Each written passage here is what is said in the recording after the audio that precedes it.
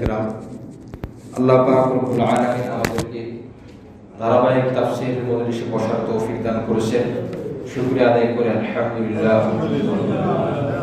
সূরাতুল আলে ইমরানের 48 নম্বর আয়াত থেকে তেলাওয়াত করা হয়েছে। আজ শনিবার, আমরা জানি গতকাল শুক্রবার বাদ মাগরিব বয়ান ছিল, একজন মেহমান বয়ান করেছেন, এই জন্য গতকাল ইশার পরে স্থগিত ছিল। ধারাবাহিকতা রক্ষা করার জন্যই আজ বাদ ইশা। তবে শুক্রবারের দিন ঠিক রাখলে ভালো হয়, অনেকে শুক্রবার সময় থাকে। এই জন্য সামনে যদি কখনো এরকম হয় যে বাদ মাগরিব কোনো মেহমানের বয়ান আছে, কোনো আলেম বয়ান করবেন, তো আমরা যদি মানসিকভাবে প্রস্তুতি নিয়ে রাখি যে বাদ ইশা আমাদের তাফসীর চলবে। যদি ঈশার নামাজের পর মসজিদের মধ্যে কোনো ধরনের কোনো ব্যস্ততা না থাকে, ইনশাআল্লাহ আমাদের এই তাফসীর শুক্রবারেই বাদ ইশা চলতে থাকবে। যদি ঈশার নামাজের পরে কোনো আয়োজন হয়, তাহলে আমরা শুক্রবারের পরের দিন শনিবারে আমরা এটা রাখতে পারি। আল্লাহ পাক আমাদের এই তাফসীরের মজলিস ধারাবাহিকতা রক্ষা করার তৌফিক দান করেন। আমি যে আয়াত তেলাওয়াত করেছি আপনারা জানেন, ঈসা আলাইহিস সালামের আলোচনা চলতেছিল, হযরত জাকারিয়া আলাইহিস সালামের আলোচনা চলতেছিল, মারইয়াম আলাইহিস সালামের আলোচনাও সূরা আলে ইমরানের মধ্যে আল্লাহ পাক বর্ণনা করেছেন।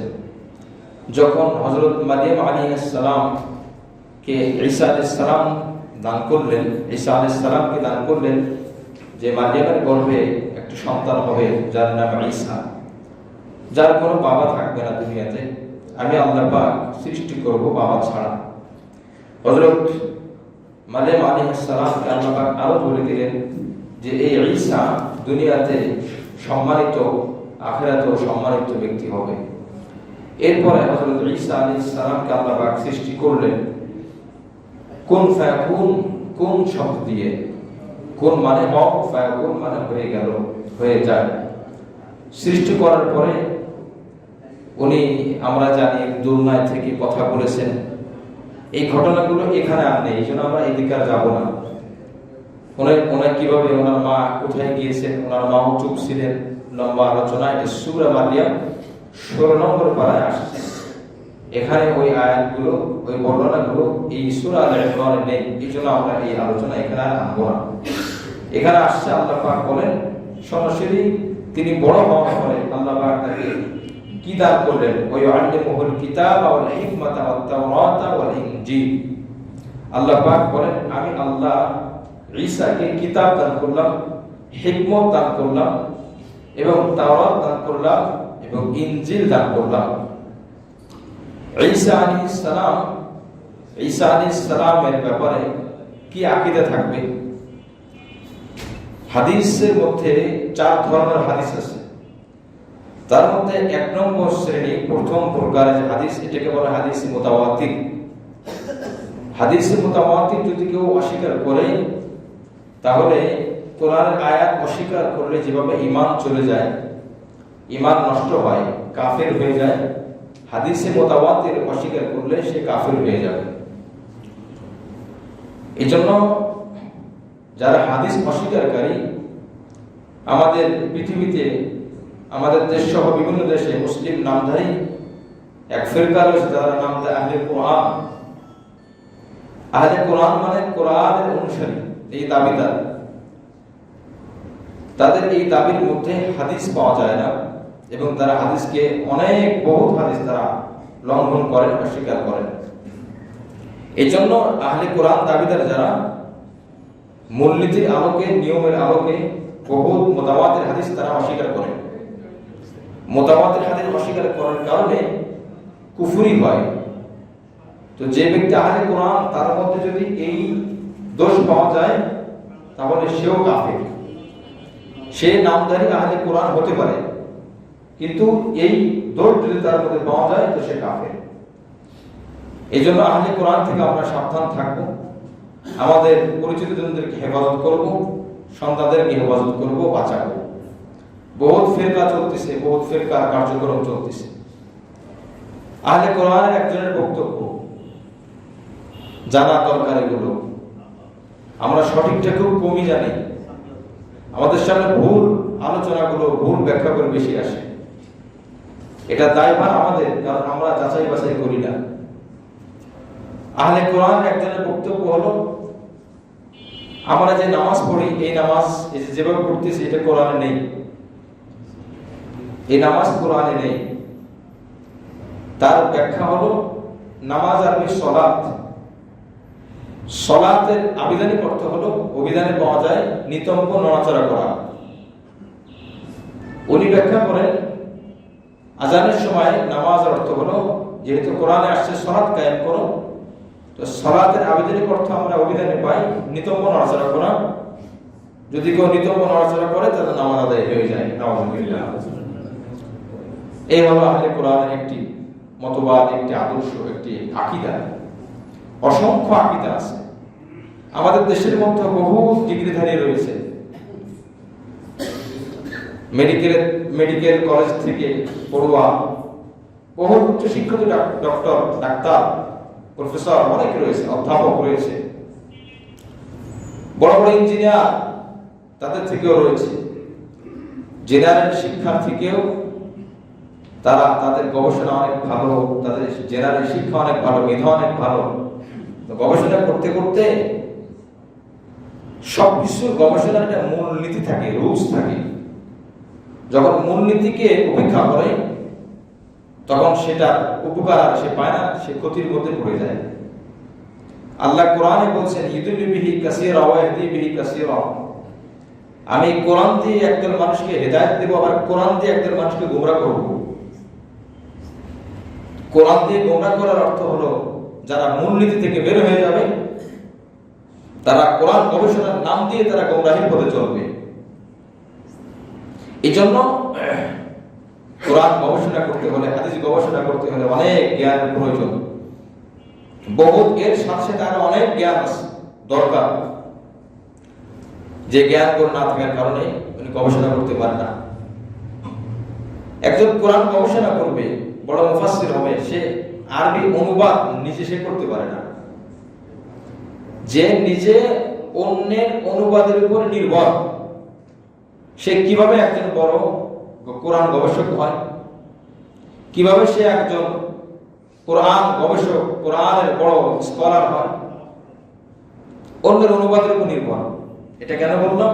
আমি গতকালকে একটা বক্তব্য শুনতেছিলাম, সজল রওশন, নাম বললে অসুবিধা নাই। তার কারণ হলো, যাদের গোমরাহি ছড়াছড়ি ওপেন হয়, প্রকাশ্য হয়, তাদের নামটাও ইসলামে প্রকাশ করে দেওয়া ইসলামের বিধান। কি বলেন কথা ঠিক কিনা? এটা আমাদের জানা থাকতে হবে। মন গড়া কোনো কথা বলার জন্য এখানে কথা বলা না, এখানে বসা না। যার অপরাধ গোপনীয় ভাবে হয়, তো তার বলাটা গোপনীয় ভাবে হবে। যার অপরাধ প্রকাশ্য হয়, যার দোষ ত্রুটি প্রকাশ্য হয়, এবং এই দোষের কারণে আরো অসংখ্য মুসলিমরা, অসংখ্য মুমিনরা গোমরাহির দিকে চলে যায়, তখন নাম ধরে চিহ্নিত করে দেওয়া, যাতে করে গোমরাহ থেকে বাঁচতে পারে।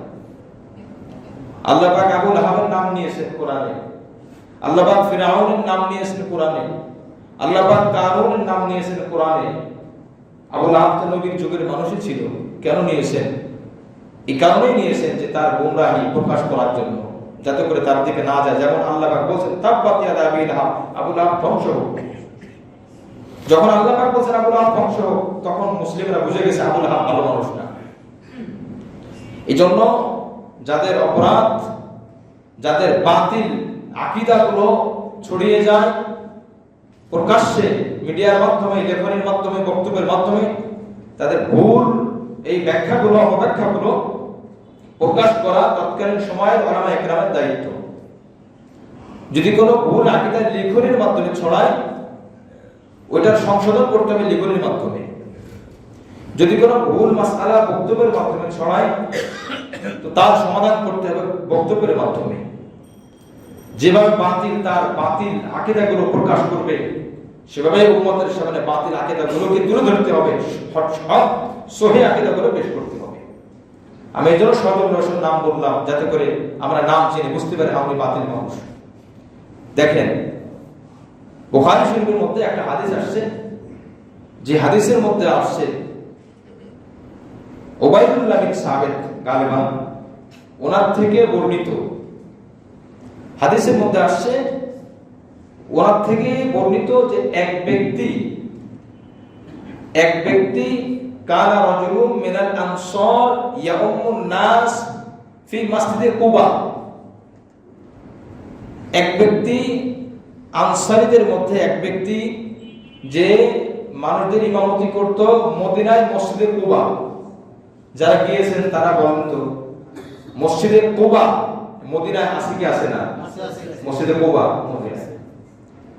তাহলে এ হলো হাদিসের মূল অংশ। সদর দর্শন, আপনি সালদের বাসায় গিয়ে যদি সুযোগ থাকে সদর দর্শন সুন্দর একদম মাথা হাত বা কিছুই নড়বে না, কথা বলতেই থাকবে আস্তে আস্তে কিভাবে ইমান ধ্বংস করবে আপনি টেরও পাবেন না। এরকম এক সদর দর্শন না, বহুত সদর দর্শন। উনি বাংলাদেশে থাকে না, বাইরের দেশে থাকে, ওখান থেকে উনি এগুলা ছড়ান। তো উনি বলতেছেন এই যে হাদিসটা, এই হাদিসের অর্থ হলো, আর আমি আরবিটা সহকারে পড়তেছি, কানা রাজুলুম মিনাল আনসার, আনসারীদের মধ্যে এক ব্যক্তি ইয়াউমুন নাস, মানুষদের ইমামতি করতেন ফি মসজিদে কুবা, মসজিদে কুবায়। কিন্তু এই আরবি অনুবাদ যে কোনো একটা প্রকাশন বিভাগ থেকে ছাপানো হয়েছে, অনুবাদের মধ্যে লেখা আছে যে আনসারীদের মধ্যে এক ব্যক্তি মানুষদেরকে কাবার মসজিদে ইমামতি করতেন। কোন মসজিদে? কাবার মসজিদে। ওইখানে কাবা বেশ রসুকার দেয় নাই, কাবার মসজিদে। তো সদর দর্শন সাহেব উনি বলেন যে আনসারীদের মধ্যে এক ব্যক্তি কাবার মসজিদে ইমামতি করতেন। এখন দেখেন মক্কায় কি কুবা নামক কোন মসজিদ আছে? নাই। ওখানে আরবিতে দেওয়া আছে স্পষ্ট কুবা, হ্যাঁ মানলাম প্রকাশন বিভাগ থেকে যারা লিখছে টাইপ করছে তাদের ভুল হতে পারে। ওখানে কুবা কয়রস্য বয়কার না দিয়ে রস্যকার বাদ দিয়ে কবা দিয়ে দিছে, তার ভুল হতেই পারে। কিন্তু আপনি একজন কোরআন গবেষক, আপনি আহলে কোরআন, আপনি কি বলে দিলেন কাবার মসজিদে? তার কারণ কি? ওই অনুবাদের মধ্যে লেখা আছে কবা, উনি ওটার উপর ভিত্তি করে বলে দিয়েছেন যে কাবার মসজিদে। তার মানে উনি আরবি কি বিন্দু পরিমাণও জানে? বিন্দু পরিমাণও জানে না। এরকম অসংখ্য অনুবাদ নির্ভর আমাদের দেশের এক শ্রেণীর হক্কানি ওলামায়ে কেরাম যদি অনুবাদ না করতেন, এ কথা এখন বলতে হয়, গোমরাহি ছড়াছড়ি কম হতো। এই সমস্ত লোকগুলো তাদের পুঁজি হলো অনুবাদ। আপনাকে যদি বলা হয় আপনি আগামীকাল থেকে যত অনুবাদ আছে সব অনুবাদ বন্ধ করে দিবেন, কোরআন শরীফ সামনে থাকবে, হাদিস শরীফ সামনে থাকবে, অনুবাদ থাকবে না, এবার তুমি বসে তুমি তোমার সমাধান দাও, কোরআন থেকে দিবা, হাদিস থেকে দিবা, কোনো অনুবাদ থাকবে না। কার বুকের পাটা কতটুকু জোর আছে তখন দেখা যাবে। কোরআনে কারিমের হাত থাকবে, আমার সামনে কোনো অনুবাদ নাই। পুরা রমজানে আল্লাহর উপরে তাওয়াক্কুল করে শুকর আদায়ের জন্য বলছি, পুরা রমজানে আপনাদের সামনে কোরআন দেখে দেখে আমি বলি, আমি আগের থেকে খুব প্রস্তুতি নিয়ে মুখস্থ করে আসি, কোরআন দেখে কোনো অনুবাদ থাকবে না। এটাকে বলা হয় গবেষণা। একজন গবেষক তিনি অনেক বড় ডাক্তার দাবি করলেন যে আমি অনেক বড় গবেষক, আমি গবেষণা করে বই পড়ে ডাক্তার হয়েছি। কিন্তু উনি যদি বলেন আমি ইংলিশ পারি না, আমি ইংলিশ অনুবাদের উপর নির্ভর, তাকে কেউ ডাক্তার বলবে? তাকে বলতে পারে পাবনা পাগলা গারদে ডাক্তার। তো সেই অনুবাদ নির্ভর ব্যক্তি কিভাবে গবেষক হয়? হাসি লাগে আমাদের দেশের এই আচরণগুলো দেখলে। সে নিজেরই কোনো ভিত্তি নাই। এক জায়গায় লেখা আছে কবা, এটা সে বলতেই পারে না। কুবা মসজিদ মদিনাতে, সে অনুবাদ করে কাবার মসজিদে। ভিডিও আমার কাছে আসছে। মুআজ্জাজ হাজিরিন, এই জন্য বাতিল ফিরকার বহুত ছড়াছড়ি, পাগড়ি আছে, জুব্বা আছে, জামা আছে, সব আছে। এগুলার দেখে ধোকায় পড়া যাবে না। সঠিক জ্ঞান সকলেরই আছে, আমাদের জ্ঞান দিয়ে আমাদের বুঝতে হবে, আমাদের দায়িত্ব আছে। আমাদের স্বল্প জ্ঞান দিয়ে যেভাবে আমরা ভালো ইঞ্জিনিয়ার চিনে বের করতে পারি, ভালো ডাক্তার আমার জন্য কি হবে চিনে বের করতে পারি, অথচ ডাক্তারি বিদ্যা আমার নাই, ইঞ্জিনিয়ারিং বিদ্যা আমার নেই, কিভাবে বের করলাম সেভাবেই আমার বের করতে হবে। সব শিক্ষার মধ্যে 2 নম্বরে ঢুকে গেছে।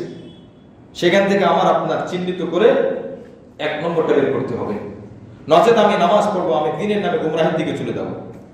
আমি নামাজ পড়বো গুমরাহির নামাজ, আমি ইবাদত করবো গুমরাহির ইবাদত, আমি দাওয়াত দেবো গুমরাহির দাওয়াত। পৃথিবীতে গুমরাহির দাওয়াত চলতেছে না? সবাই তো বলে আমি আল্লাহর দিকে ডাকতেছি, কিন্তু তার দাওয়াতের মধ্যে গুমরাহি আছে, তার মাসআলার মধ্যে গুমরাহি আছে, তার আকীদার মধ্যে গুমরাহি আছে, সে বুঝে না। বহুত ফিরকা আছে। এই জন্য আমার ভাই, যে কেউ ডাকলে আপনি চলে যাবেন। হতে পারে আপনার খুব খাতিরের লোক, আপনার খুব পছন্দের লোক, আপনার খুব আন্তরিক, আপনার ভালো, আপনার বন্ধু মানুষ আপনাকে ডাকতে পারে। এই জন্য আপনি আপনার দিনের ব্যাপারে কোনো আপোষ নাই, ধর্মীয় ব্যানারে কোনো আপোষ নাই। ধর্মীয় ব্যানারে কোনো আপোষ থাকতে পারে না মুসলমানের একমাত্র ঠাই হলো কোরআন সুন্নাহ, সহিহ আকীদা। সে আমার বন্ধু হোক, আমার শত্রু হোক, আমার শত্রু যদি সহিহ আকীদায় চলে, আমার শত্রুকে আমার মানা ফরজ। আর আমার বন্ধু যদি ভুল আকীদায় চলে, তো তাকে পরিত্যাগ করা এটা আমার উপর ফরজ। এই জন্য আমরা অনেকে জেনে না জেনে, বুঝে না বুঝে একসাথে চলাফেরা করতেছি। এখন সে ডাকতেছে, গেলে না গেলে কেমন হয় না, তার কাছে যেতে হবে, তার সাথে বসতে হবে, তার দলে আমার যুক্ত হতে হবে। কেন আপনি কেন গবেষণা করেন নাই? কেন আপনি যাচাই করেন নাই? কেন কোরআন সুন্নাহ আপনি হাতে নিয়ে গবেষণা করেন নাই? হক্কার ওলামা একরামের থেকে কেন আমরা পরামর্শ নিই না যে আমি কোন দলে ঢুকবো, আমি কার কাছ থেকে শিক্ষা নিব? হাদিসের মধ্যে কিতাবের মধ্যে আসছে, লাউলা ইসনাদ লাকানা মা কানা মান কাল। যদি ইসলামের সূত্র না থাকতো, সূত্র যদি না থাকতো, যে যা ইচ্ছে তাই বলে দিত, যে যা ইচ্ছে তাই বলে দিত। এই জন্য আমার মানতে হবে, আমি কোনো আলেমকে ফলো করব, আমি কোনো দলকে ফলো করব, আমি কোনো দলের সাথে দাওয়াতি কাজ করব, আমার আগে যাচাই বাছাই করতে হবে এই দলটা হক নাকি বাতিল। কি বলেন, কথা ঠিক কিনা? আমরা গতানুগতিক চলতেছি। আমরা প্রত্যেকেই কিন্তু কোনো না কোনো দলের সাথে আছি। আমরা দাবি, আমাদের সব উদ্দেশ্য ভালো, আল্লাহকে পাওয়া, কাজ ভালো, আল্লাহকে পাওয়া, কিন্তু হক কি হক না, এটাকে আমি যাচাই করছি। এটা আপনার দায়িত্ব, আমার দায়িত্ব। যে যেখানে যাবে সেখানে তার যাচাই বাছাই করে মনে রাখতে হবে, আকলকে অগ্রাধিকার দেব না, বিবেককে অগ্রাধিকার দেব না, কোরআন সুন্নাহকে অগ্রাধিকার দেব। যখন মানুষ আকল আর বিবেককে অগ্রাধিকার দেয়, যখন মানুষ সামাজিকতাকে অগ্রাধিকার দেয় না, তার সাথে না চললে, তার খাবার না খাইলে, তার কাছে না গেলে এটা অসামাজিক হয়। যখন মানুষ দুনিয়া কেন্দ্রিক, দুনিয়ার কোনো বিষয় অগ্রাধিকার দেয়, তখনই আস্তে আস্তে সে গোমরাহের দিকে ঢুকতে থাকে। আর গোমরাহকে এমন ভাবে পছন্দ করে যে সেখান থেকে ফিরে আসতে পারে না। আহলে কোরআন তার মধ্যে একটা বাতিল ফিরকা। সবাই কিন্তু ইসলামের নাম দেয়, সবাই ইসলামের নাম দেয়, কিন্তু হকের উপরে নাই। রাসূল করিম সাল্লাল্লাহু আলাইহি ওয়াসাল্লাম বলছেন, ৭৩ দলে বিভক্ত হবে আমার উম্মত। ৭৩ দল প্রত্যেকেই কিন্তু ঈমানদার মুসলমান দাবি করবে, ৭২ দল গোমরাহ। কোন হাদিসে আসছে ৭২ দলে বিভক্ত হবে, তার মধ্যে ৭১ দল গোমরাহ। আর কোন হাদিস আছে ৭৩ দলে বিভক্ত হবে, ৭২ দল গোমরাহ। কুল্লুহুম ফিন-নার ইল্লা ফিরকাতুন ওয়াহিদা। সব দল জাহান্নামে, এক দল জীবিত। ওই দল কারা? আল্লাহ রাসূল বললেন, শোনো, মা আনা আলাইহি ওয়া আসহাবি, আমি এবং আমার সাহাবী যে আদর্শের উপর আছি, এই আদর্শ তুমি যদি ধরতে পারো, তাহলে তুমি নেককার, তুমি আমার সাথে জান্নাতে যাবে। সুবহানাল্লাহ। মুআজ্জাজ হাজিরিন, এজন্য যে কথা বলতেছিলাম, হক বুঝে হকের উপর চলা। হযরত ঈসা আলাইহিস সালামের ব্যাপারে আকীদা কি থাকবে?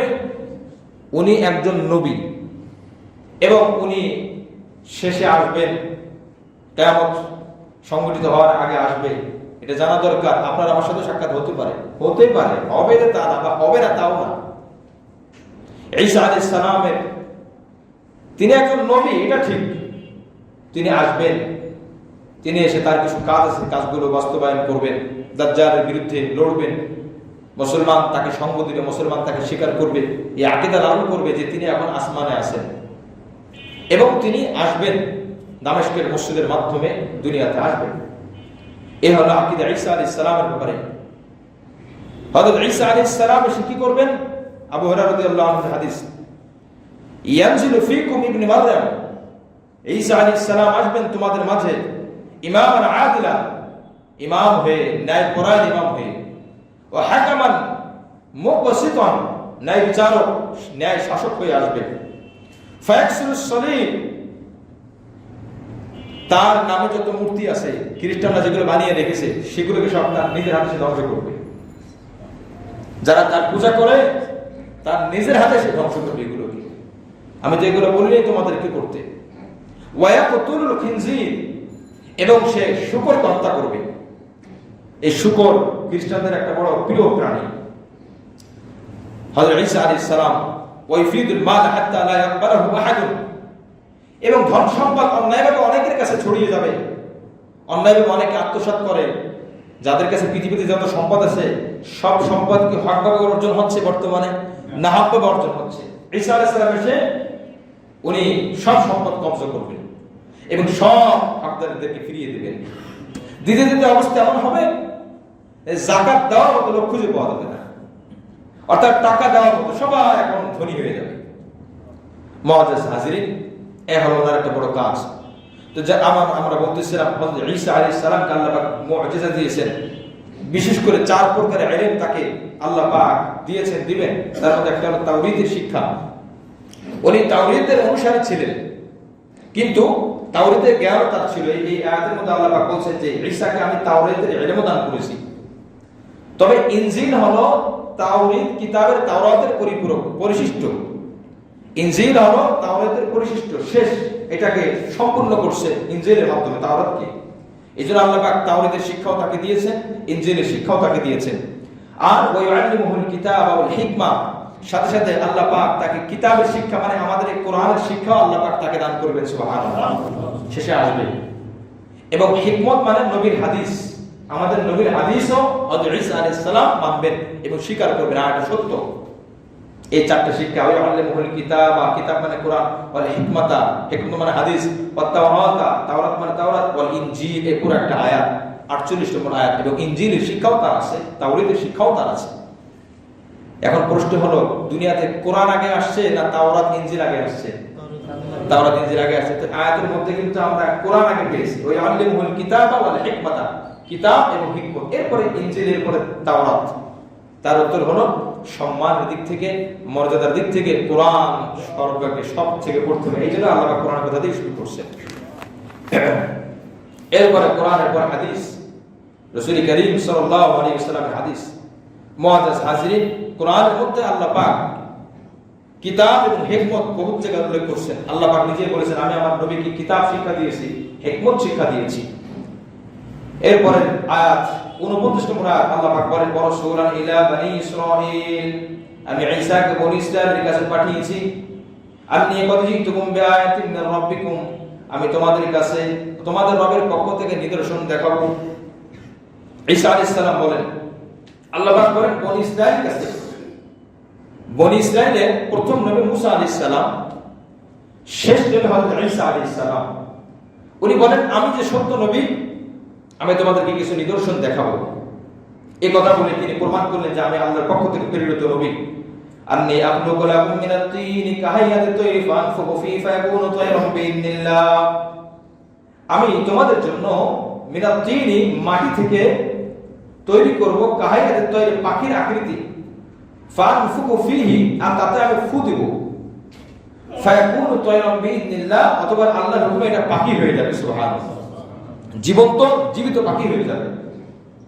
তাফসীরের মধ্যে আসছে এই পাখি কোন পাখি, কোন কোন তাফসীরে আসছে এই পাখি চামচিকা, খুফাস। চামচিকা এমন পাখি যে সে ডিম দেয় না, সে বাচ্চা দেয় সরাসরি। আকাশে যে পাখিগুলো ওড়ে আমরা জানি এগুলো সব কি দেয়, ডিম দেয়। চামচিকা সরাসরি বাচ্চা দেয়। মানুষের কিছু অভ্যাসের মধ্যে আছে, মহিলাদের যে মাসে অসুস্থতা হয় এটাও এই পাখির মধ্যে হয়। তাফসীরের মধ্যে আসছে এই পাখি দিনেও দেখে না, আবার গভীর রাতেও দেখে না। তাফসীরের মধ্যে আসে যখন সূর্য ডোবে তারপর হালকা আলো থাকে, হালকা অন্ধকার থাকে, এই সময় দেখে। আবার দিনের মধ্যে সে দেখতে পারে না। কিন্তু খুফাস, বা আরবি হলো খুফাস, বাংলা হলো চামচিকা। আল্লাহ রাসূল সাল্লাল্লাহু আলাইহি ওয়াসাল্লাম কিতাবের মধ্যে বলেন, আল্লাহ পাক কোরআনের মধ্যে বলেন আন্নী আখলুকু লাকুম মিনাত তিনি কাহাইয়াতিত তৈরি ফানফুখু ফিহি ফায়াকুনু তায়রান বিইذنিল্লাহ। আশ্চর্য এক পাখি। তো এই সমস্ত ঈসা আলাইহিস সালামের উম্মত বা কাফেররা দেখে খুব অবাক হলো, আশ্চর্য, তো এটা তো কোনোদিন দেখি নাই। ওই সময় চিকিৎসা বিজ্ঞানে খুব ছড়াছড়ি ছিল। যেই যুগে যেই জ্ঞানের ছড়াছড়ি বেশি, আল্লাহ পাক ওই যুগে ওই নবীদের সেই মুআজিজা দান করেন। মুসা আলাইহিস সালামকে লাঠির মুআজিজা, জাদু, এটা তো জাদু না, নবীর জন্য মুআজিজা। আমরা এই তিনটি শব্দের পার্থক্য আমাদের জানা দরকার। একটা হলো মুআজিজা, কি নাম? মুআজিজা, মিম আইন জিম ঝা বলতা। দুই নম্বর কারামত, নাম কি? কারামত, কাফ র আলিফ মিম বলতা, কারামত। তিন নম্বর সেহর, সেহরুন, জাদু। তিন প্রকার। নবীদের থেকে যে অলৌকিক ঘটনাগুলো ঘটেছে এটাকে বলা হয় মুআজিজা। এটাকে কি বলা হয়? যেটা মানুষের পক্ষ থেকে হয়নি, সাধারণ মানুষের পক্ষ থেকে সম্ভব নয়। মুআজিজা কেবল নবীদের পক্ষ থেকে। দুই নম্বর, নবী না, আল্লাহর খাঁটি বান্দা বুজুর্গ, আল্লাহর হুকুম অনুযায়ী চলে, নবীর সুন্নাত অনুযায়ী চলে, অলৌকিক কিছু ঘটনা ঘটতে পারে এই বিশ্বাস কি আমাদের আছে? এটা কোরআন শিক্ষা। আকীদার কিতাব আছে শারহুল আকায়েদ আন-নাসাফি, মাদ্রাসার মধ্যে পড়ানো হয়। কারামাতুল আউলিয়া হাক্কুন, ঠিক এই শব্দ, ওলিদের কারামত এটা সত্য হতে পারে, এটাকে অবিশ্বাস করার কোনো সুযোগ নাই। আজগুবি কথা বলে আমি এটাকে উপেক্ষা করব, তাহলে কোরআনের অনেক আয়াত আমার মাথায় ধরবে না। আমি কয়েকটা উপমার মধ্যে একটা উপমা দিই। সুলাইমান আলাইহিস সালাম যখন বিলকিসকে দাওয়াত দিয়েছে, বিলকিস আসো, তো তার সিংহাসনকে আনা হয়েছিল কিনা? সিংহাসন আনা হয়েছে। সিংহাসন আনার জন্য উনি বললেন যে কে বিলকিসের আগে সিংহাসন আনতে পারে। জিনদের মধ্যে একজন দাঁড়িয়ে বলল, আমি আনতে পারবো খুব তাড়াতাড়ি। কত সময় লাগবে তোমার? বলে আপনার বসা জায়গা থেকে দাঁড়াইতে যত সময় লাগে ঠিক এতটুকু সময়ের মধ্যে আমি আনতে পারবো। এখন একজন মানুষ বসা থেকে দাঁড়াইতে কত সময় লাগে? 1 সেকেন্ড 2 সেকেন্ড সর্বোচ্চ। উনি বলেন এর থেকে দ্রুত কি আর কেউ পারবে? তখন ক্বালাল্লাযী ইনদাহু ইলমুম মিনাল কিতাব, আসিফ বালখিয়া, তাফসীরের মধ্যে আছে আইন আলিম সাদ ফা, আসিফ বালখিয়া, ওনার একজন অনুসারী, তার কাছে কিতাবের ইলম ছিল, আল্লাহর খাঁটি বান্দা ছিলেন। সে বললেন আমি আনতে পারবো তার থেকে দ্রুত গতিতে, জিনের থেকে দ্রুত গতিতে আমি আসিফ আনতে পারবো। জিন হলো জিন, আর যে বলছে সে হলো মানুষ। মানুষের কিন্তু ওড়ার শক্তি নাই, জিনের ওড়ার শক্তি আছে। মানুষ অদৃশ্য হতে পারে না, জিন অদৃশ্য হতে পারে। জিন যে কোনো রূপ ধারণ করতে পারে, কিন্তু মানুষ পারে না। তো একজন মানুষ বললো যে আমি পারবো। বলে কত সময় লাগবে তোমার? বলে আপনার চোখের পলক পড়তে যত সময় লাগে এতটুকু সময় মধ্যে আমি নিয়ে আসবো। সুবহানাল্লাহ। এটা কোন জায়গার ঘটনা? কোরআনের ঘটনা। আর যেই ব্যক্তির ঘটনা, যে এই সিংহাসন নিয়ে আসছেন, সে কিন্তু কোনো নবী ছিলেন না, সে একজন সাধারণ আল্লাহর বান্দা ছিলেন। এবার বলেন যে কারামতুল আউলিয়া, আল্লাহ পাক কারোর মাধ্যমে সম্মান প্রকাশের জন্য কোন কারামত ঘটাইতে পারে, এটা সম্ভব, এটা অস্তিত্ব আছে, তার একটা প্রমাণ এই আয়াত। যদি এটা অসম্ভবই হতো তাহলে আল্লাহ পাক কোরআনে একটা উপমাও রাখতেন না। হযরত মারিয়াম আলাইহিস সালাম উনি কি কোনো নবী ছিলেন? কোন নবী ছিলেন? তার ওই যে আমরা একটু আগে পড়ে আসছি না, মেহরাবের মধ্যে আছে, কক্ষের মধ্যে আছে। জাকারিয়া আলাইহিস সালাম ঘরে ঢুকে দেখে ঘর তো আটকানো, দরজা লাগানো। ইয়া মারয়াম আন্না আলাইকি হাযা, হে মারয়াম তোমার কাছে অসময়ের ফল কোত্থেকে আসলো? এই ফল তো এই জন্য হয় না। ক্বালাত হুয়া মিন ইনদিল্লাহ, সে বলে আল্লাহর পক্ষ থেকে আসছে। সুবহানাল্লাহ। এটা হতে পারে। খুবাইব আলাইহিস সালাম, খুবাইব রাদিয়াল্লাহু তাআলা আনহু সাহাবী, ওনাকে শুলিতে চড়ানো হবে, শুলিতে চড়ানো হবে। ওনাকে আটকে রাখা হয়েছে, কি কয়েকদিন খাবার টাবার দেওয়া হয় না। কাফেররা যারা আটকে রাখছে তারা আসলো, দেখে কি অবস্থা, ঢুকে দেখে খুবাইবের আশপাশে অনেকগুলো আঙ্গুরের ছড়া। সুবহানাল্লাহ। এই আঙ্গুর তখন কোথাও ছিল না, মক্কার ওই সময় আঙ্গুর ছিল না। তারা বুঝে ফেললো এটা খুবাইবের এক আজীব আল্লাহ পাকের মেহেরবানি। তারপর খুবাইবকে ছাড়েনি, খুবাইবকে এখন শুলিতে চড়ানো হবে। তো খুবাইব পূজা করছে, তো খুবাইব চেহারা অটোমেটিক কাবার দিকে চলে গেছে। এখন খুবাইব হাসতেছে, বলে তুমি হাসো কেন? বলে আমার খুশি লাগতেছে, আমার এখন মওত হবে এমন অবস্থায় যে আমার চেহারাটা কিবলার দিকে। সুবহানাল্লাহ। ওমিন হাইথু খরাজতা ফাওয়াল্লি ওয়াজহাকা শাতরাল মাসজিদিল হারাম, মসজিদুল হারামের দিকে তোমার চেহারা ফেরাও। কাফেররা বলল না, এত খুশি হতে চলতে দেওয়া যাবে না, তাকে ঘোরাও, তাকে মৃত্যু দেবো আমার উল্টা দিকে, মানে কাবার দিকে তার পিঠ থাকবে, পিছন থাকবে কাবার দিকে, আর চেহারা থাকবে তার উল্টা দিকে। যখন ঘুরাইছে তখন খোবাইব আবার হাসে, হেসে বলতেছে অমিন হাইদুকা ওয়াহিদ ওয়াইনামা কুনতু ফাওয়াল্লি ওয়াজহাকা শাত অমিন আইনামা কুনতুম ফাওয়াল্লি ওয়াজ। আমি আয়াতটা পড়ি। 2 নম্বর পারার মধ্যে আল্লাহ পাক বলেন আইনামা তুওয়াল্লু ফাসাম্মা ওয়াজহুল্লাহ, আইনামা তুওয়াল্লু ফাসাম্মা ওয়াজহুল্লাহ, তুমি যেদিকে তাকাও না কেন, যেদিকে ফেরো না কেন, সেদিকে তোমার রব আছে। সুবহানাল্লাহ। আমার পিছনে কাবা আছে, কিন্তু কাবার মালিক আমার চোখের সামনে আছে। সুতরাং আমার কোনো অখুশির কারণ নাই। কাফেরদের মনের হিংসা আরো বাড়তে থাকলো।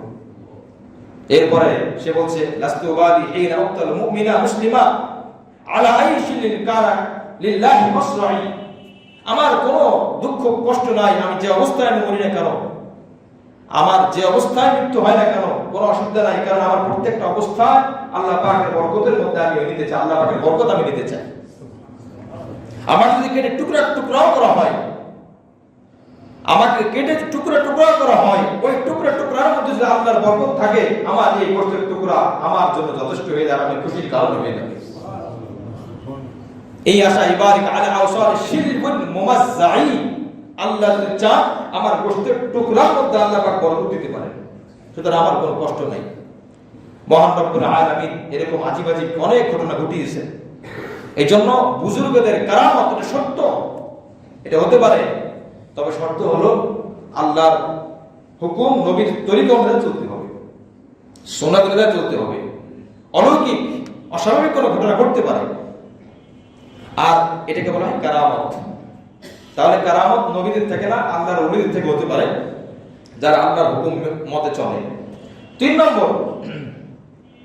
নম্বর সেহের মানে জাদু, আল্লাহর হুকুম টুকুম মানে না, বেলকিবাজি দিয়ে অলৌকিক কিছু দেখায়, এ দেখো আমিও পারি এই কাজগুলো ঘটাইতে। এই জন্য সেহের, এটা জাদু, এটা আল্লাহর পক্ষ থেকে না, এটা বান্দার শয়তানি, বান্দার বেলকিবাজি, চোখের ধাঁধা, মিসবানিজম, সম্মোহন শক্তির মাধ্যমে অনেক কিছু ঘটানো সম্ভব। এটা তার মধ্যে একটা নফসানি শয়তানি। মুআজ্জাজ হাজিরিন, যে কথা বলতেছিলাম, আল্লাহ নবী সাল্লাল্লাহু আলাইহি সাল্লামের জামানায় কবিতার ছড়াছড়ি ছিল, সাহিত্যের খুব ছড়াছড়ি ছিল। মক্কার মধ্যে, মক্কা থেকে নিয়ে তায়েফে যেতে মাঝখানে একটা বাজার ছিল, উকাজ নামক বাজার। এই বাজারে কবিদের কবিতা আবৃত্তি করা হতো, যার কবিতা বেশি পছন্দ হতো তার কবিতা মক্কার কাবার যে গিরাফ আছে এখানে লটকিয়ে রাখা হতো সম্মানের জন্য, যে আজকে এই গিরাফটা বেশি ভালো হয়েছে। এই কবিদের মধ্যে একজন ছিলেন ইমরুল কায়েস। তার কিছু কবিতা খুব পছন্দ হয় এবং শীর্ষে ওঠে, মর্যাদার শিখরে পৌঁছে যায়। তো তার এই কবিতাগুলো মক্কার সে দেয়ালের উপরে টানিয়ে দেওয়া হয়। এটাকে বলা হয় সাবউল মুআল্লাকাত। সাবউল মানে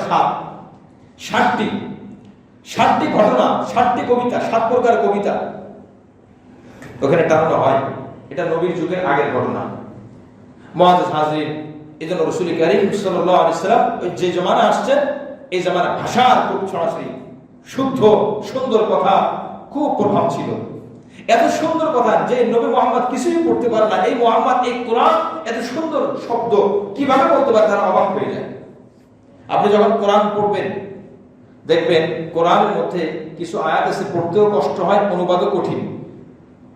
এই আয়াতগুলো বেশিরভাগই মক্কায়, আর কিছু আয়াত আছে যেগুলো খুব সাদামাটা সহজ, এগুলো সব মদিনার। কারণ মক্কায় শহর, মক্কার মধ্যে আল্লাহ পাক সংক্ষিপ্ত শব্দ দিয়ে ব্যাপক অর্থ নিয়েছে, এজন্য ছোট ছোট শব্দ দিয়ে আসিব অবস্থা মুহাম্মদ এগুলো পারে কিভাবে। আর মদিনাতে মনে করেন একটা বিষয়ের অনুবাদ 10টি অক্ষর দিয়ে হবে, তো তার দেখা যাবে আরবিও 10টি অক্ষর, কিন্তু মক্কায় 10টি অক্ষর 10টি শব্দের একটা অনুবাদ দেখা যাবে 3টি শব্দ দিয়ে কোরআন কারীম নাযিল হয়েছে। এদের মক্কার আয়াতগুলো দেখুন ছোট ছোট, 30 নম্বর পারার ম্যাক্সিমাম সূরাগুলোই মক্কা এবং খুব ছোট ছোট। ওয়াল আসর ইন্নাল ইনসানা লাফি খুসর, এরপর আপনার তাব্বাত ইয়াদা আবি লাহাব ওয়া তাব, এরপর আপনার কি বলে লিইলাফি কুরাইশ ইলাফিহিম, সব ছোট ছোট সূরা। ওয়াল ফাজরি ওয়া লায়ালিন আশর ওয়াশ শাফঈ ওয়াল ওয়াতর, এগুলো সব মক্কি সূরা। মক্কি সূরা খুব ছোট ছোট এবং খুব কঠিন। মুআজ্জাজ হাজিরিন, আল্লাহ পাক রব্বুল আলামিন হযরত ঈসা আলাইহিস সালামকে মুজিজা দিলেন পাখি। 2 নম্বর ওয়াবরিউল আকমাহা ওয়াল আবরাসা ওয়া ফিল মাউতা বিইذনি ওয়াবরিউল আকমাহা, জন্মান্ত ব্যক্তিদেরকে আল্লাহ পাকের হুকুমে তিনি চোখের দৃষ্টিশক্তি আল্লাহ পাক দান করতেন। সুবহানাল্লাহ। অন্ধ ব্যক্তিকে ডেকে আনা হলো, তোমরা একজন অন্ধ ব্যক্তিকে নিয়ে আসো, জন্ম থেকে অন্ধ। আনা হলো, উনি হাত গুলে দিলেন, হাত মুছে দিলেন, আর আল্লাহর দিকে ইশারা করলেন, আল্লাহর হুকুমে হবে। আল্লাহ পাক সাথে সাথে তার দৃষ্টিশক্তি দান করলেন। সুবহানাল্লাহ। 2 নম্বর মুজিজা। 3 নম্বর ওয়াল আবরাসা, তখনকার সময় কুষ্ঠরোগ ছিল খুব ব্যাপক মহামারী। কুষ্ঠরোগ, শরীরে চামড়ায় রোগ ধরে। ওয়াবরিউল আকমা ওয়াল আবরাসা, কুষ্ঠরোগ। উনি এসে হাত বুলিয়ে দিতেন, এরকম হাত বুলিয়ে দিলে সাথে সাথে ভালো হয়ে যেত। সুবহানাল্লাহ। ওয়া ফিল মাউতা বিইذনিল্লাহ, সবথেকে বড় কারাম মুজিজা হলো মৃত্যু ব্যক্তিদেরকে উনি জীবিত করতে পারতেন। সুবহানাল্লাহ। এটা কার হুকুমে? এই শব্দগুলো কিন্তু আছে, এগুলো ওনার একক শক্তি না, বিইذনিল্লাহ, আল্লাহ পাকের হুকুমে। মুআজ্জিজ হাজিরিন, 4 জন ব্যক্তির কথা আসে তাফসীরের মধ্যে। 4 জন ব্যক্তিকে তিনি জীবিত করেছেন আল্লাহর হুকুমে। তার মধ্যে একজন নূহ আলাইহিস সালামের ছেলে সাম, তার এক বন্ধু আছে। মোট 4 জন। তো সাম বিন নূহ প্রথম 3 জনকে কিছুদিন আগে মারা গেছে, এরকম এক এক করে 3 জনকে জীবিত করছে, কবর থেকে উঠানো হয়েছে। একজনকে তো উঠানো হয়েছে, উঠানোর পরে সে বিবাহ করছে, তার বাচ্চা কাচ্চা হয়েছে, আবার তার স্বাভাবিক মওত হয়েছে পরবর্তীতে। এর নাম আযরা। তাফসীরের মধ্যে আসছে প্রথম যাকে তিনি জীবিত করেছেন তার নাম হলো আযরা। এই ব্যক্তিকে জীবিত করার পর তার সন্তান হয়, বাচ্চা কাচ্চা হয়, আযারা। এরপরে সর্বশেষ 3 জন যখন হয়েছে, তো তারা বললো, আচ্ছা যাদেরকে তুমি জীবিত করছো এরা তো সব কাছাকাছি সময় মৃত্যুবরণ করছে, অনেক আগে মৃত্যুবরণ করছে, এমন একজনকে তুমি জীবিত করে ওঠাও তো। তখন সে বলছে, ঠিক আছে, কাকে বলো? বলে সাম বিন নূহ। নূহ আলাইহিস সালামের ছেলে সাম। সাম নাফিস কিরআন তো কাফির ছিল, সাম আল্লাহ পাকের খাঁটি বান্দা ছিলেন। তো সামের কবর দেখানো হলো, তো উনি চলে গেলেন সেখানে। সামের কবর গিয়ে ফালাম্মা রাআউ যালিকা ক্বালা ইন্নাকা তুহয়ি মান কানা মাউতাহু করিবান ফালাআল্লাহুম লাম ইয়ামুতু ফাসাবাতুম সাকতাতুন ফাআহয়ি লানা সাম ইবনে নূহ ফাকালা লাহুম দুল্লুনি আলা কবরিহি। তাফসীরে কুরতুবীর ইবারত। এটা কোনো বাংলা নাই, এটা আপনার কোন প্রকাশন বিভাগে 22 খণ্ড ছাপানো হয়েছে, আমাদের দেশে 10 ভলিউমে। তো তাফসীরের মধ্যে আসছে যে বলে তুমি সামকে উঠাও, পরে উঠানো হলো। ফখরাজাল কওম মাহু হাত্তা ইনতাহা ইলা কবরিহি ফাদাআল্লাহু, কবর দেখানো হলো। ফখরাজা মিন কবরিহি ওয়াকাদ শাবা রাসুহু, যে তিনি উঠালেন। উঠানোর পরে দেখা গেল যে সামের চুলগুলো সব পাকা। তখন ঈসা আলাইহিস সালাম জিজ্ঞেস করলেন যে নূহ আলাইহিস সালামের জামানার তো চুল পাকার রেওয়াজ ছিল না। চুল পাকার কিন্তু কোন কোন কিতাবে আসছে চুল পাকা হয়েছে হযরত ইব্রাহিম আলাইহিস সালাম থেকে। ইব্রাহিম আলাইহিস সালাম হঠাৎ করে দেখে তার চুল সাদা দেখা যায়, তিনি ভয় পাইছেন, আল্লাহ এগুলো কি? কোরআন তো এরকম দেখি নাই। আল্লাহ পাক বলেন, হে ইব্রাহিম, হাদা ওয়াকারুন ওয়া কারামাতুন, এটা একটা সম্মান, এটা মর্যাদা। তখন ইব্রাহিম আলাইহিস সালাম বলেন যে হে আল্লাহ, তাহলে আমার সম্মান আর মর্যাদা আপনি আরো বাড়িয়ে দেন। সুবহানাল্লাহ। তো হযরত ঈসা আলাইহিস সালাম বলেন, তখনকার সময় চুল সাদা ছিল না, সাদা হলো কিভাবে? ওয়াকাদ শাবা রাসুহু ফাকাল লাহু ঈসা কাইফা শাবা রাসুকা ওয়া লাম ইয়াকুন ফি জামানিকুম শাইবুন। তখন সে বলল, ফাকাল ইয়া রূহুল্লাহ, সে বলল হে আল্লাহর রূহ, মানে হে ঈসা আলাইহিস সালাম, ইন্নাকা দাউতানি ফাসামাইতু সাওতান ইয়াকুলু আজিব রূহাল্লাহ ফাযানানতু আন্নাল কিয়ামাতা ক্বাদ কামাত। আপনি যখন কবরের কাছে এসে আমাকে ডাক দিবেন, হে ওঠো আল্লাহর বান্দা, আল্লাহর হুকুমে, আমি মনে করেছি কিয়ামত কায়েম হয়ে গেছে। এই ভয়, এই দুশ্চিন্তার কারণে, কিয়ামতের জ্ঞান আমার আছে, কিয়ামতের দিন কি হবে, এই দুশ্চিন্তা ভয় আমার চুল পেকে গেছে। সুবহানাল্লাহ। এক তাকে চুল পেকে গেছে, কি মনে করেন? এরপরে ফামিন হাওলি যালিকা শাবা রাসি ফাসালাহু আনিন নাজঈ ফাকালা ইয়া রাসূলুল্লাহ ইন্না মারারাতান নাজঈ লাম তাযহাব আন হানজারাতি ওয়া কাদ কানা মিন ওয়াক্তি মাউতিহি আকসারু মিন 4000 সানাতিন। উনি বলেন, আরেকটি তথ্য আমি দিচ্ছি, আজ থেকে 4000 বছর আগে আমার মওত হয়েছে। হে ঈসা আলাইহিস সালাম, 4000 বছর আগে আমার মওত হয়েছে, কিন্তু আজও আমি এই যে জীবিত হওয়ার পরে মওতের সময় যা যখন কবজ করা হয়, যে ব্যথা, যে কষ্ট, এখন আমি অনুভব করতেছি। কত কষ্ট ভয়ানক, এটা বোঝার জন্য আল্লাহ পাক মুমিনদেরকে সহজ করে দিবেন, এটা ভিন্ন কথা, কিন্তু মওতের কষ্ট আছে। এজন্য মুআজ্জিজ হাজিরিন, হযরত নবী করিম সাল্লাল্লাহু আলাইহি সাল্লাম ওনার তো সামাইলে তিরমিজির মধ্যে আসছে 20টি চুলের বেশি পাকা ছিল না। সাহাবায়ে কেরাম এত অনুসরণ করতেন নবীজিকে, দেখি নবীজির চুল কটা পাকছে। সাহাবায়ে কেরাম আনাস রাদিয়াল্লাহু আনহু থেকে বর্ণিত, উনি তো নবীজির 10 বছর খেদমত করছেন, বলে আমরা 20টি চুলের বেশি পাই না নবীজির চুল পাকা। তার মানে চুল কি গোনা যায় বলেন? চুল গোনা যায়? কেমন ভাবে বলছেন নবীজির দাড়ি, নবীজির চুল, দেখি নবীজি আপনার চুল গুলো একটু দেখি কেমন চুল গুনে গুনে 20টির বেশি তারা পাকা পায় না। সুবহানাল্লাহ। সাহাবীরা কিভাবে অনুসরণ করছেন নবীজি। এক সাহাবী আসছে রাসূলের কাছে, সাহাবীর মাথায় রক্তের দাগ। নবী আলাইহিস সালাম বলে, তোমার মাথায় রক্তের দাগ কেন? ওই সাহাবী বলতেছে, ইয়া রাসূলুল্লাহ, আপনার মাথায় চুল বড় রাখেন, আপনি মাথার মাঝখানে সিঁথি কাটেন বাবরি রেখে। আমার চুল এত কোকড়া, আমি এত চুল আছড়াই, কিন্তু আমার চুলের মাঝখানে কোনো সিঁথি, মাথার মাঝখানে কোনো সিঁথি পড়ে না। আমি অনেক চেষ্টা করেছি, আপনার শীতের মতো তো আমার শীতে বানাইতে পারলাম না। অনুসরণ হচ্ছে কিভাবে? যদিও এটা আবশ্যক ছিল না। তখন আমি কি করলাম, একটা লোহা গরম করলাম। একটা লোহা গরম করে আপনার অনুসরণের জন্য আমার মাথায় আমি দাগ দিয়ে দিয়েছি, যে আমার এখানে চুল না উঠুক, তারপরও আমার মাথার মাঝে এই দাগটা যেন আপনার দাগের সাথে মিলে যায়। লোহা দিয়ে তিনি মাথায় দাগ দিয়ে দিয়েছে। এভাবে অনুসরণ করছে রাসূল কারীম সাল্লাল্লাহু আলাইহি ওয়াসাল্লাম। আর আমরা আশিক রাসূল, নামাজের খবর নাই, টুপির খবর নাই, দাড়ির খবর নাই, লিবাসের খবর নাই, ঘরের বাড়ি কোন জায়গায় সুন্নাতের কোনো খবরই নেই। এজন্য মুআজ্জিজ হাজরিন, সাহাবায়ে কেরাম এরকম অনুসরণ করছে। রাসূলকে বলা হলো, হুজুর আপনার দাড়ি চুল পাকলো কিভাবে? তখন রাসূল কারীম সাল্লাল্লাহু আলাইহি ওয়াসাল্লাম বলছেন, শাইয়াবাতনি সূরাতুল হুদ ওয়া আম্মা তাসালুন।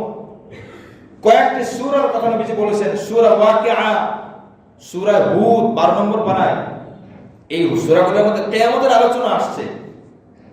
কিয়ামতের আলোচনা, নবীর ঈমান আর আমাদের ঈমান কি এক বলেন? আমরা ঈমান আনি মুখে মুখে, দিলে খুব কম যায়। যদি দিল পর্যন্ত যাইতো, একজন মুসলিম বেনামাজি থাকতো না। রাসূল বলছেন, নামাজ পড়বে না তো সে কেমন জাহান্নামের টিকিট নিয়ে নিল। আমার মনে চায় আমি তার ঘরটা জ্বালিয়ে দিই। পুরুষ মানুষ মসজিদে আসে না, আমার মনে চায় আমি তার ঘর জ্বালিয়ে দিই। মসজিদে না আসে এত বড় ধমক। নবী তো বলছেন, হাদিসের মধ্যে আসছে, অমুসলিম আর মুসলিম পার্থক্যকারী হলো নামাজ। মুসলমান নামাজ ছাড়ে না, অমুসলিম নামাজ পড়ে না। এই হলো নামাজ। তো যদি মুসলমানের ঈমান ইয়াকিন বলেন, আমাদের নবীজি জীবনে এক ওয়াক্ত নামাজ কি ছেড়েছেন? কোন সাহাবী ঈমানদার হওয়ার পরে আগে কাফির ছিলেন, কিন্তু ঈমান আসার পরে একজন সাহাবী বলেন, এক আমাদের অনুসরণীয় ব্যক্তিকে, সাহাবায়ে কেরাম এবং রাসূল কারীম সাল্লাল্লাহু আলাইহি ওয়াসাল্লাম, একজন সাহাবীর জীবনে আপনি আনেন যে ওই সাহাবী নামাজ পড়তেন না। একজন সাহাবী। একটু আগে আমরা পড়ছি যে 73 ফিরকার মধ্যে 72 ফিরকা জাহান্নামী, এক ফিরকা জান্নাতি। ওই এক ফিরকা কারা? আমি যেই পথে আছি, আমার সাহাবী যেই পথে আছে, ওই ফিরকা জান্নাতি। এখন বলেন, আমি জান্নাতে যেতে হলে আমি নামাজের মাধ্যমে নামাজ ছেড়ে দিই? কারণ আমার নবী, আমার নবীর সাহাবী তারা সবাই নামাজ পড়ছে। নবী বলছেন, যারা নামাজ পড়বে তারা আমার সাথে আছে, আমার নবীর সাথে, আমার সাহাবীর সাথে আছে, তারা জান্নাতে যাবে। আর যারা নামাজ পড়লো না, তারা ওই 72 দলের মধ্যে ঢুকে যাবে। কারণ নামাজ না পড়া তো আমার সাহাবীর আমল না। আমার সাহাবীর আমল তো নামাজ আদায় করা। সুতরাং যে নামাজ পড়লো না, তো তার আমলের সাথে আমার সাহাবীর আমলের মিল নাই, আমার আমলের মিল নাই। আমি নবী, আমাকে আল্লাহ আগে পিছনে সব গুনাহ, আমার তো কোনো গুনাহই নাই, তারপরেও মাফ করে দিয়েছে। সে আমি নবীর তাহাজ্জুদ পর্যন্ত ছাড়ি না। আমার একজন সাহাবী তোমরা দেখাও, যে সাহাবী রোজা ফরজ হয়েছে রোজা ছেড়ে দিয়েছে, যে সাহাবী নামাজ ফরজ হয়েছে নামাজ ফরজ ছেড়ে দিয়েছে, যে সাহাবী যাকাত ফরজ হয়েছে গুনে গুনে যাকাত দেয় না, একজন সাহাবী তোমরা দেখাও। দেখাতে পারবে না, তো এখন ওই সাহাবীদেরকে অনুসরণ না করে আমরা জান্নাতের আশা করি, ওই সাহাবীদেরকে অনুসরণ না করে আমরা জাহান্নাম থেকে বাঁচার আশা করি। এই হলো আমাদের ঈমানের অবস্থা। তারা নামাজ পড়ার পরও ভয় করছেন, আর আমরা নামাজ ছেড়ে দিও বলি আল্লাহ পাক আমাকে মাফ করে দিবেন, জান্নাত তো আমার জন্যই, কারণ আমি তো মুসলিম আর মুমিন। অথচ হাদিসের মধ্যে আসছে মুমিন আর কাফেরের মধ্যে পার্থক্য তো নামাজ। মুআজ্জিজ হাজরিন, এইজন্য রাসূল কারীম সাল্লাল্লাহু আলাইহি ওয়াসাল্লামের ঈমান তো অনেক মজবুত। নবী বলেন, সূরা হুদ আমি যখন পড়ছি, সূরা ওয়াকিয়া যখন আমি পড়ছি, সূরা আম্মা তাসালুন যখন পড়ছি, এর মধ্যে কিয়ামতের এত ভয়ানক আলোচনা, আমি আলোচনা এই পড়ার পরে দুশ্চিন্তায় আমার চুলগুলো পেকে গেছে। তোমরা যে 20টি চুল পাকা পাবে ওটাই পারতো না। শাইয়াবাতনি সূরাতুল হুদ ওয়া আম্মা তাসালুন, সূরা হুদ আমার চুলকে পাকিয়ে দিয়েছে। তো দেখেন, আজ আমাদের চুল পাকে বিভিন্ন টেনশনে, বিভিন্ন অভাবে। দুনিয়ার চিন্তায়, আখিরাতের চিন্তায় কয়জনের চুল পাকে। দুনিয়ার নানান পেরেশানিতে চুল পড়ে যায়, চুল পেকে যায়, শরীর অসুস্থ হয়ে যায়, দুর্বল হয়ে যাচ্ছে। ইমাম গাজ্জালী রাহমাতুল্লাহ তার একটা কিতাব আছে, ওই কিতাবের মধ্যে আসছে মানুষ তো জানে তার মওত হবে, প্রাণীগুলো কিন্তু জানে না তার মওত হবে, পশু পাখি গরু ছাগল এরা কিন্তু জানে না তার মওত হবে। যদি পশু পাখি এরা জানতো যে আমাদের মওত হবে, এই মওতের দুশ্চিন্তায় তারা খাবার দাবার পানি সব ছেড়ে দিত। কোন একটা পশু পাওয়া যেত না যেই পশু কুরবানি করার সহি হবে, সমস্ত পশু হাড্ডি আর হাড্ডি থাকতে কোনো গোশতই থাকতো না। তাবলীগীদের এই কিতাবের মধ্যে আসছে, ইমাম গাজ্জালী রাহমাতুল্লাহ বলছেন, মুআজ্জাজ হাজিরিন, তো হযরত ঈসা আলাইহিস সালাম জীবিত করে দেখিয়েছেন। এরপরে কিছু মানুষ ঈমান এনেছে, কিছু মানুষ আবার বেঈমান হয়ে গেছে। কিছু মানুষ ঈমান আছে, হ্যাঁ এই নবী সত্য নবী, আর কিছু মানুষ বলছে হ্যাঁ এটা সিহরুন, এটা জাদু আর কিছুই না। নাউযুবিল্লাহ, জাদুর কারণে তারা বেঈমান হয়ে গেছে। আল্লাহ পাক বলেন ইন্না, আচ্ছা আরেকটি, ও রাব্বিকুম বিমা তাকুলুনা মা তাতাকিরুনা ফি বুয়ুতিকুম, তোমাদের ঘরে যে খাবারগুলো রাখা আছে, তোমার মাত্র যে খাবারগুলো খেয়ে আসছো, আমি ঈসা সেই খাবারগুলো সংবাদ দিচ্ছি। তোমার পেটের মধ্যে কি খাবার আছে, তোমার বাড়িতে কি খাবার তুমি রেখে আসছো, এই খাবারগুলো সম্পর্কে এই জ্ঞান আমার আছে। ইন্না ফি যালিকা লাআয়াতান লাকুম ইন কুনতুম মুমিনিন, এই সমস্ত মুআজিজার মধ্যে তোমাদের জন্য রয়েছে নিদর্শন, আমি নবী যে সত্য নবী। ইন কুনতুম মুমিনিন, যদি তোমরা মুমিন হয়ে থাকো, ঈমানদার হও। ওয়া মুসাদ্দিকান লিমা বাইনা ইয়াদাইহি মিনাত তাওরাত ওয়া লিউহিল্লা লাকুম বা'দাল্লাযী হারামা আলাইকুম ওয়া জিতুকুম বিআয়াতিন মির রাব্বিকুম ফাত্তাকুল্লাহ ওয়া আতিউন, আমি নবী ঈসা সত্যায়ন করার জন্য এসেছি তোমাদের সামনে। যে তাওরাত আছে, ঈসা আলাইহিস সালাম তো মুসা আলাইহিস সালামের পরে বলতে অনেক সময় হিসাবে না, সিরিয়াল হিসাবে তোমাদের সামনে তাওরাত আছে, তাওরাতের আমি সত্যায়নকারী, তাওরাত সত্য, এই কথা আমি বলি। তবে ইনজিলের কিছু কিছু বিষয় আছে, ইনজিল তাওরাতের পরিপূরক। ওয়া লিউহিল্লা লাকুম বা'দাল্লাযী হারামা আলাইকুম, তাওরাতের মধ্যে কিছু বিষয় আছে যেগুলো হারাম ছিল, ইনজিলের মধ্যে আল্লাহ পাক তার কিছু বিষয়কে হালাল করে দিয়েছেন। সেটা কি? উটের গোশত, উটের দুধ পান করা মুসা আলাইহিস সালামের উম্মতের জন্য হারাম ছিল, এটা তাওরাতের মধ্যে আসছে। কিন্তু ইনজিলের মধ্যে আসছে আল্লাহ পাক এখন তোমাদেরকে সুযোগ করে দিয়েছেন, উটের গোশত তোমরা খেতে পারো, উটের দুধ তোমরা খেতে পারো। তাহলে এই গোশতটা হারাম ছিল তাওরাতে, আর ইনজিলের মধ্যে এটা হালাল করা হয়েছে। ঈসা আলাইহিস সালাম বলেন এটাকে আমি পরিবর্তন করেছি আল্লাহর হুকুমে। ওয়াজিতুকুম বিআয়াতিন মির রাব্বিকুম, তোমাদের রবের পক্ষ থেকে আমি নিদর্শন নিয়ে আসলাম। ফাত্তাকুল্লাহ ওয়া আতিউন, আল্লাহকে ভয় করো আর আমি নবীকে অনুসরণ করো। ইন্নাল্লাহ রাব্বি ওয়া রাব্বুকুম ফা'বুদু, নিশ্চয় আল্লাহ পাক আমার রব এবং তোমাদের রব। যারা বলে ঈসা আল্লাহর ছেলে, যারা বলে ঈসাও একজন খোদা, তাদের কথা নষ্ট, তারা বাতিল। আমি আল্লাহর গোলাম, তোমরাও আল্লাহর গোলাম। আমার রব যিনি, তোমাদের রব তিনি। তো তোমাদের রব যিনি, তো তোমরা তার গোলাম। আমার রব তিনি, তো আমিও তো তার গোলাম। ইন্নাল্লাহ রাব্বি ওয়া রাব্বুকুম ফা'বুদু, তোমরা তার ইবাদত করো। হাদা সিরাতুল মুস্তাকিম, এটা আমার সঠিক পথ। ফালাম্মা আহসা ঈসা মিনহুল কুফরা ক্বালা মান আনসারি ইলাল্লাহ, ঈসা আলাইহিস সালাম উপলব্ধি করলেন যে এখন আমার পিছনে শত্রু লেগে গেছে, এখন তাকে হত্যা করা হবে। ইহুদিরা লেগে গেছে, ধর্মের লোক, তৎকালীন সময় শত্রু পিছনে লেগে গেছে, তাকে হত্যা করা হবে। তিনি যখন জানতে পারলেন তখন বললেন মান আনসারি ইলাল্লাহ, আমার সাহায্যকারী কে হবে, কে আমার সাহায্যকারী হবে? চলো আমরা আল্লাহর হুকুম পালন করার জন্য অন্য জায়গায় চলে যাব, আমার সাহায্যকারী হয়ে যাও। قال الحواريون نحن أنصار الله, 52 নম্বর আয়াত। قال الحواريون نحن أنصار الله, হাওয়ারিনরা বলল, হাওয়ারিন মানে হলো অনুসারী। তৎকালীন সময় অনুসারীদেরকে বলা হতো হাওয়ারিন। আমাদের এই নবীর উম্মতের অনুসারীদেরকে বলা হয় সাহাবী, যারা নবীজিকে দেখছেন ঈমানের সাথে, ঈমানের অবস্থায় মওত হয়েছে, এদেরকে বলা হয় সাহাবী। আর ঈসা আলাইহিস সালামের উম্মতদেরকে বলা হয় হাওয়ারিন। তো আল্লাহ তাআলা বলেন قال الحواريون, আর ঈসা আলাইহিস সালামের উম্মতের মধ্যে প্রথম যারা সাহায্যকারী ছিলেন তারা ছিলেন ধূপা, কাপড় চোপড় ধুইতো, কাপড় চোপড় মানুষ পরিপাটি করতো, ধূপা। তো 12 জন ছিল, তারা সব সময় ঈসা আলাইহিস সালামের সাথে থাকতো। সূরা 28 নম্বর পারা সূরা সফের মতো এই কথা আসছে। قال الحواريون نحن أنصار الله آمنا بالله, আমরা আপনার সাহায্যকারী, আমরা আল্লাহর সাহায্যকারী, আল্লাহর পথের সৈনিক। আমান্না বিল্লাহ, আল্লাহর উপর ঈমান আনলাম। ওয়াশহাদু বিআন্না মুসলিমুন, আপনি সাক্ষী থাকুন আমরা মুসলমান। নবীকে বলতেছে আপনি সাক্ষী থাকুন। এরপরে হযরত ঈসা আলাইহিস সালাম কি বলে?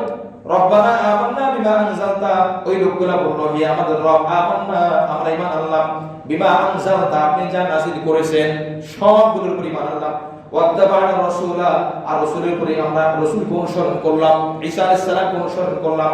ফাকতুবুনা মা'আশ শাহিদিন, সুতরাং আপনি আমাদেরকে সাক্ষ্যদানকারীদের সাথে আমাদের নামটা আপনি লিখে রাখেন। সুবহানাল্লাহ। নবীদের যারা সত্য সাক্ষ্য দিবে তাদের সাথে আমাদের নামটা বরকতের সাথে আপনি আমাদের নামটা লিখে নেন। আজকে 48 নম্বর আয়াত থেকে 53 নম্বর আয়াত পর্যন্ত প্রায় 1 পৃষ্ঠা। এখন থেকে আলহামদুলিল্লাহ এটা বেশি বেশি হবে, অল্প সময়ের মধ্যে বেশি বেশি হবে, লম্বা আলোচনা আর করবো না। তো এই আমরা হাফেজে কোরআন কারীমের 15 নম্বর পৃষ্ঠা, 3 নম্বর পারা 15 নম্বর পৃষ্ঠা, প্রত্যেক পারায় কত পৃষ্ঠা?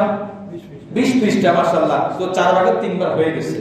তো এইভাবে আমাদের তাফসীর আল্লাহ পাক রব্বুল আলামিন ঈসা আলাইহিস সালামের যে মুআজিজাগুলো শুনলাম এবং অন্যান্য সাহাবীদের বা বুজুর্গদের যে কারামতগুলো শুনলাম, এগুলোকে আমাদের বোঝা, সাহাবী ঈমান সমস্ত নবীদেরকে বিশ্বাস করা, তাদের মুআজিজাকে বিশ্বাস করা, আল্লাহর হুকুমকে মানা, আমাদের সকলকে আল্লাহ পাক যেন তৌফিক দান করেন। আমিন।